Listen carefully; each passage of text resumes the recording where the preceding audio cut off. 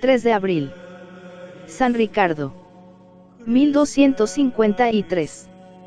El siglo XIII comienza en Inglaterra de modo humilde y oscuro y termina de modo esplendoroso. El secreto de este cambio debe hallarse, al menos desde el punto de vista de la historia eclesiástica, en la influencia de la predicación religiosa y en el ejemplo de austeridad de un gran santo. El clamor de la predicación de los dominicos españoles despertó el letargo de los monjes ingleses y transmitió también directamente elementos de cultura debidos a la actividad personal de los hijos de Santo Domingo. Pero la vida inglesa de principios del siglo XIII no se caracteriza solamente por la ignorancia y superstición en el pueblo, sino también por la ambición en los nobles, el regalismo del trono, el lujo desmedido en los jerarcas eclesiásticos y la apatía y relajación en los monasterios. Entre el reinado de Juan, Felipe Augusto, y el de Eduardo I hay un paso trascendental. Se pasa de una época de ignorancia colectiva a otra de predominio universitario. Se corrigen excesos autoritarios, se estimula el espíritu de actividad intelectual y se impone en la vida cristiana y en los señores eclesiásticos una mayor sobriedad de costumbres. Entre esas dos épocas hay un periodo, que es el reinado de Enrique III, pero quien ha suscitado en gran parte esta evolución y este cambio, radicado en el sentimiento religioso de aquella sociedad, es un obispo inglés descendiente de una familia de sencillos labradores, San Ricardo. Sus virtudes características podrían reducirse a estas tres palabras: austeridad, caridad y energía. En medio de una sociedad en que los obispos eran lores y amantes de las grandezas humanas y los monjes abundaban en la prosperidad y hasta en el lujo, él pasó hambres, amó y practicó la pobreza, se vio desprovisto incluso de casa en que vivir y por fin murió en un hospicio para sacerdotes pobres y peregrinos. A pesar de este tenor de vida austero y duro, sus sentimientos de caridad para con el pueblo fueron bien conocidos, captando el afecto de sus súbditos. Hasta con los más insignificantes animales demostraba la delicadeza de su corazón y, cuando pretendían prepararle para comer unos pequeños pajarillos, los rechazaba diciendo: «Pobres avecillas que han de morir para servirme de alimento, no quiero ser la causa de que tengan que morir sin haber cometido delito alguno». Pero, al mismo tiempo, es sorprendente que un temperamento tan delicado fuera, sin embargo, enérgico e intransigente cuando se enfrentaba con la inmoralidad o la avaricia. Quizá el ambiente de su familia campesina, acostumbrada a vivir en contacto con la naturaleza, fue una base para estos sentimientos, al parecer encontrados. El campo enseña a ser llanos y rectilíneos como la realidad de la misma naturaleza y, al mismo tiempo, fomenta los sentimientos de ternura para con los pájaros y de solidaridad y fraternidad con los vecinos. La casa de sus padres estaba en Wischt, y allí nació Ricardo en 1197. Pronto murieron sus padres, y él, el menor de los dos hermanos, se dedicó a la labranza, trabajando como humilde labriego para rescatar la pequeña hacienda de sus antepasados, puesta en ruina por su negligente tutor. Dejando en manos de su hermano Roberto la fortuna conseguida y la posibilidad de un casamiento con una rica doncella, se marchó a Oxford para comenzar una nueva vida. En la universidad estudió con tesón, pero en su persona no hubo cambio de modo de ser. Conoció la pobreza y hasta el hambre, y, por no tener siquiera medios para encender un fuego con que calentarse durante el invierno, tenía que correr por los campos para mantener el calor natural. La providencia de Dios prepara desde la juventud a los hombres que han de desempeñar más tarde una alta misión. El recuerdo de los días duros de sus años de estudiante y la costumbre adquirida de soportar las dificultades cotidianas habrían de ser una gran experiencia para el más tarde obispo de Chichester. Especialmente en un siglo medieval en que, junto a las condiciones casi miserables de las clases más numerosas de la sociedad, aparecía el lujo exorbitante de los grandes señores, esta preparación del joven Ricardo había de ser muy fructuosa. Sus mejores maestros fueron franciscanos, como Grosseteste, y dominicos. Estos, que llegaron a Oxford en 1221, pasaron pronto del común concepto de frailes mendicantes a la opinión general de hombres de ciencia. Después de una corta estancia en París, Ricardo volvió a Oxford para graduarse, consiguiendo el título académico de M.A. Master in Art, y de allí pasó a Bolonia, considerada entonces como la más importante escuela de leyes, y, después de 7 años de estudio, consiguió el doctorado en Derecho Canónico. Volvió, pues, a Oxford, en donde inmediatamente fue nombrado canciller de la universidad y, al mismo tiempo, canciller de 2 obispos amigos suyos, el de Canterbury, Edmundo Rich, y el de Lincoln, su antiguo profesor Grosseteste. La intimidad con su maestro, el santo obispo de Canterbury, fue tal que su confesor, el dominico Ralph Backing, pudo decir de ellos: cada uno era el apoyo del otro, el maestro, de su discípulo, y el discípulo, de su maestro, el padre, de su hijo, y el hijo, de su padre espiritual. Este apoyo a su obispo y amigo se manifestó especialmente con motivo de las dificultades creadas por el rey Enrique III, que se apoderaba de los beneficios eclesiásticos vacantes. Estos disgustos, que llevaron a la tumba a San Edmundo Rich, fueron otra experiencia providencial para el apostolado futuro de San Ricardo. Se retiró a Orleans, en donde enseñó como profesor durante 2 años y allí fue ordenado sacerdote en 1243. Sus primeros ministerios sacerdotales fueron como párroco en Deal, en Inglaterra, pero pronto fue llamado de nuevo a la Cancillería de Canterbury por el nuevo obispo Bonifacio de Saboya. Pasado 1 año solo de su ordenación sacerdotal, fue nombrado obispo de Chichester por el arzobispo de Canterbury, pero su nombramiento chocó con las apetencias absolutistas del rey. En efecto, Enrique III, presionando sobre los sagrados cánones, obtuvo en principio la elección de Roberto Pacelewe para ocupar la silla de Chichester, vacante por la muerte del obispo Ralph Neville, pero el arzobispo de Canterbury se opuso enérgicamente y, convocando el cabildo de sus sufragáneos, decidió el nombramiento de Ricardo.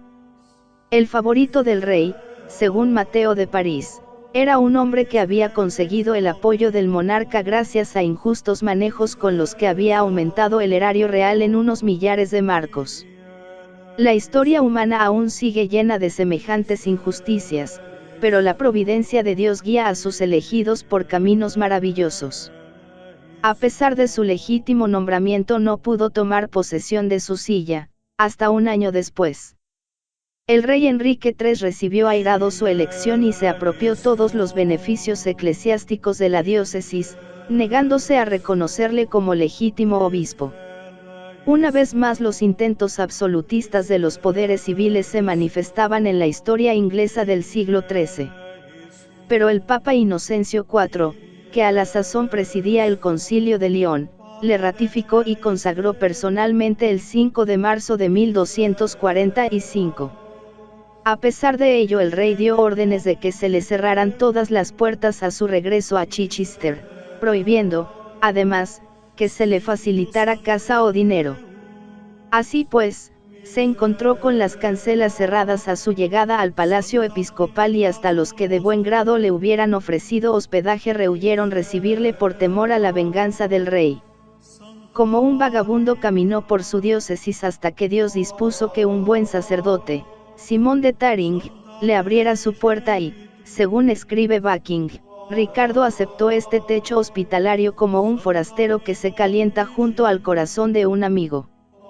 Para comprender este estado de cosas en el siglo XIII, es preciso recordar que el alto poder alcanzado por el cristianismo a partir del siglo XI tuvo sus raíces en el creciente prestigio del papado. El hundimiento de la Casa de Hohenstaufen inclinó el poder temporal de los papas hacia Francia, que tradicionalmente había sido un buen refugio en los momentos de crisis. La rivalidad entre Inglaterra y Francia tuvo sus más estridentes manifestaciones en la acentuación del nacionalismo inglés y en la resistencia del trono a aceptar las decisiones de los sumos pontífices. La actitud del monarca de Inglaterra frente a la consagración de San Ricardo por el Papa Inocencio IV no es más que un ejemplo en la larga lista de intransigencias e intromisiones de los monarcas ingleses medievales en los asuntos eclesiásticos. Una atmósfera bien propicia para la preparación del gran cisma anglicano. En realidad, todos los grandes cismas, como los acontecimientos históricos, han sido la consecuencia de largos periodos de preparación de materiales colectivos. Pero Cristo dio a su Iglesia no solo el derecho de enseñar, aius docendi, y el derecho de santificar, aius santificandi, sino también el derecho de gobernar, aius governandi iti regendi, y este poder, como los otros mencionados, es una prerrogativa que los poderes seculares han de respetar. Id por todo el mundo y predicad el Evangelio a toda criatura, enseñándoles a guardar todo lo que os he mandado. El que a vosotros oye, a mí me oye, y el que a vosotros recibe, a mí me recibe. Nuevas pruebas vinieron sobre San Ricardo apenas reconocido como obispo de Chichester. Durante 2 años trabajó como obispo misionero. Visitó las chozas de los pescadores y las casas de los humildes, viajando casi siempre a pie, desprovisto de todo. Durante este periodo de su vida se celebraron los famosos sínodos, cuyos estatutos son conocidos con el nombre de Constituciones de San Ricardo, y parece imposible pensar que esto se realizara en condiciones tan llenas de dificultades. Estas constituciones recogen los abusos más comunes en su época, conocidos personalmente por él mismo y atacados y condenados con extraordinaria energía. En realidad, la entereza de carácter no está reñida con la bondad y la caridad paternal. San Beda el Venerable, comentando cómo las turbas seguían a Jesús, dice que precisamente las dos cualidades que el pueblo demanda en sus jefes son, la bondad y la autoridad, la bondad porque los purifica. Son desgraciados y necesitan comprensión, y la autoridad porque son débiles y necesitan donde apoyarse. San Ricardo conoció el momento crítico en que le tocó vivir. Los 3 principales errores religiosos del siglo XIII, sobre la propiedad, sobre la autoridad, planteado por los Fraticelli, y sobre el matrimonio, sustentado por Dulcino en Italia, llegaban a Inglaterra apoyados por el exceso de nacionalismo. Hasta los legados pontificios eran recibidos con críticas en la corte inglesa. La labor de contención de San Ricardo fue decisiva no solo en su diócesis, sino sobre todo el país. Es curioso comprobar que todas las grandes herejías religiosas traen como consecuencia trastornos sociales en la vida de los pueblos.